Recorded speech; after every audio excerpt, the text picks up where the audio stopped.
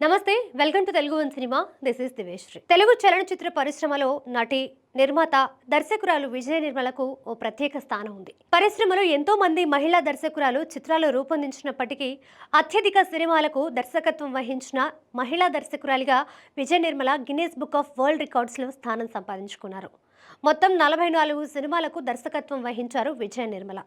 వాటిలో ఒక తమిళ సినిమా, ఒక మలయాళ సినిమా కూడా ఉన్నాయి. 24 సినిమాలు బయటి బ్యానర్స్ నిర్మించినవి కాగా 20 సినిమాలు సొంత బ్యానర్లు నిర్మించారు. సూపర్ స్టార్ కృష్ణతో 47 సినిమాల్లో హీరోయిన్ గా నటించిన ఘనత కూడా ఆమెకే దక్కింది. మన మంచి చెడు మా నాన్నకు అక్కర్లేనప్పుడు ఆయన ఇష్టాయిష్టాలతో మనకు పని లేదు. అది కాదు రాధా, నా మాట విను బావా. డబ్బు గురించి కూడా నువ్వు ఆలోచించక్కర్లేదు. మా అమ్మ చనిపోతూ నాకు ఇచ్చిన నగలు.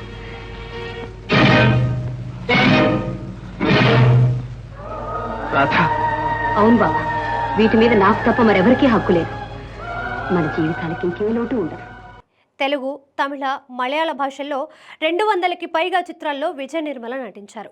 నటిగా, నిర్మాతగా, దర్శకురాలిగా చిత్ర పరిశ్రమలో తనకంటూ ఓ ప్రత్యేకమైన గౌరవాన్ని పొందిన విజయ నిర్మల వ్యక్తిగత, సినీ జీవిత విశేషాలను ఈ బయోగ్రఫీలో తెలుసుకుందాం. విజయ నిర్మల అసలు పేరు నిడుదవోలు నిర్మల.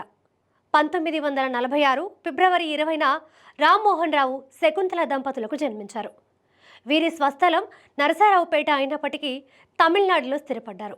రామ్మోహన్ రావు వాహిని స్టూడియోలో సౌండ్ ఇంజనీర్గా పనిచేసేవారు. ఆ సంస్థలోనే కళా తపస్వి కె విశ్వనాథ్ కూడా సౌండ్ ఇంజనీర్గా పనిచేసేవారు. నిర్మల బంధువైన రావు బాల సరస్వతీదేవి ప్రోత్సాహంతో 4 ఏళ్ల వయసులోనే మచ్చరేకై అనే తమిళ సినిమాలో బాలనటిగా చిత్రరంగ ప్రవేశం చేశారు. అలా 6 తమిళ సినిమాల్లో నటించిన తర్వాతే తెలుగులో సినిమా చేసే అవకాశం వచ్చింది. 1957లో వచ్చిన పాండురంగ మహత్యంలో బాలకృష్ణుడిగా నటించారు నిర్మల. ఆ సినిమాలోని జయకృష్ణ ముకుంద మురారి పాటలో ఆమె నటన, నృత్యం అందరినీ ఆకట్టుకుంది. కృష్ణ ముకుంద మురారి జయ గోవింద బృంద విహారీ. నిర్మల బాలనటిగా చేసిన చివరి సినిమా భూ కైలాస్. ఈ సినిమా తర్వాత ఆమె కెరీర్కి గ్యాప్ వచ్చింది. ఎందుకంటే బాలనటి కంటే ఎక్కువ, హీరోయిన్కి తక్కువ వయసు కావడంతో కొన్ని సంవత్సరాలు సినిమాలకు దూరంగా ఉన్నారు. ఆ సమయంలో చదువుకుంటూనే నృత్యం నేర్చుకున్నారు. 1962లో కెఎస్ మూర్తిని వివాహం చేసుకున్నారు నిర్మల. భర్త ప్రోత్సాహంతో హీరోయిన్ గా తిరిగి తన కెరీర్ ని ప్రారంభించారు. అటు సాగి ఒక నాగులాగా చలరేగి విసిరి అటు కసిరి తను వెళ్ళ చీకటులు ముసిరి. 1964లో మలయాళ చిత్రం భార్గవి నిలయం చిత్రంలో హీరోయిన్ గా నటించారు. ఆ తర్వాత కొన్ని తమిళ, మలయాళ చిత్రాల్లో నటించిన తర్వాత రంగుల రత్నం చిత్రంలో సెకండ్ హీరోయిన్ గా తెలుగులో పరిచయం అయ్యారు. ఎలాగైనా ఈ పోటీ ఆపాలమ్మా. అన్నయ్యలిద్దరూ తీవ్రంగా ప్రచారం చేస్తున్నారు. దెబ్బలాట కూడా జరగొచ్చు అంటున్నారు. నాకేదో భయంగా ఉందమ్మా. భయపడి చేసేదేముందమ్మా. ఇది అన్నదమ్ముల మధ్య పోటీ కాదు, భగవంతుడు నాకు పెట్టిన పరీక్ష. అప్పటికే వెన్నిరెడే నిర్మల అనే హీరోయిన్ ఉండడంతో తన పేరును నీరజగా మార్చుకున్నారు. అయినా అందరూ తనని నిర్మల అనే పిలుస్తుండడంతో తనని తెలుగు ఇండస్ట్రీకి పరిచయం చేసిన విజయ సంస్థ గుర్తుగా పేరుకు ముందు విజయాను చేర్చి విజయ నిర్మలగా మారారు. 1967వ సంవత్సరం విజయ నిర్మల జీవితాన్ని మార్చేసింది. అదే సంవత్సరం బాపు దర్శకత్వంలో సాక్షి చిత్రంలో నటించారు.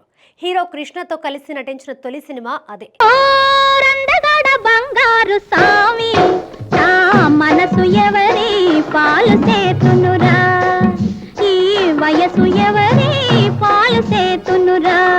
ఓ రందగడ బంగారు సామి మనసు ఎవరి పాలు సేతునురా, ఈ వయసు ఎవరి పాలు సేతునురా.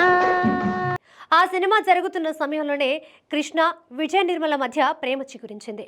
అది పెళ్లికి దారితీసింది. భర్త కెఎస్ మూర్తికి విడాకులిచ్చి 1969లో కృష్ణను పెళ్లి చేసుకున్నారు విజయ నిర్మల. అప్పటికే ఆమెకు 5 ఏళ్ల కొడుకు నరేష్ ఉన్నాడు. కృష్ణకు కూడా అది 2వ వివాహం. కొంతకాలం వారి వివాహాన్ని రహస్యంగా ఉంచారు. ఆ తర్వాత ఇద్దరు కలిసి చాలా సినిమాల్లో నటించారు. ఈ తగవు కొత్తది కాదయ్యా, మగువల మనసు తెలియగలేరు, అయ్యో రామయ్యా. ఈ బిగువు ఈ తగవు కొత్తది కాదు.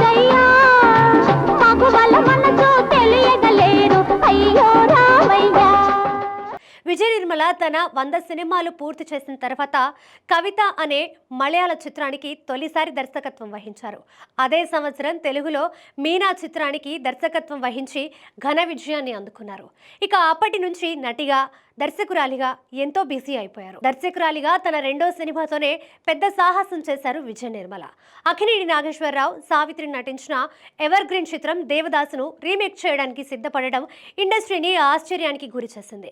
కృష్ణ, విజయ నిర్మల జంటగా నటించిన ఈ సినిమా స్కోప్ కలర్లో రూపొందింది.